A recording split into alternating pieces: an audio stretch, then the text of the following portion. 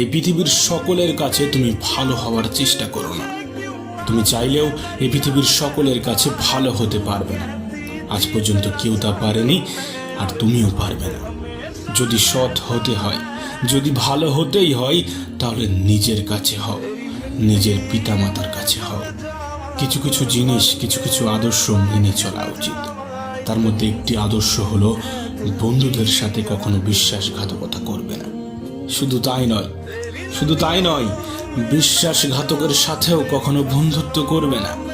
নিজের মধ্যে একটা জিনিস থাকা খুবই প্রয়োজন, খুবই জরুরি, আর তা হলো সৎ সাহস।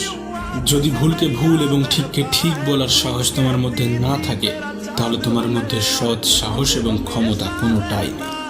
তোমার সাথে তোমার রবের সম্পর্ক সব থেকে বেশি গভীর হওয়া উচিত।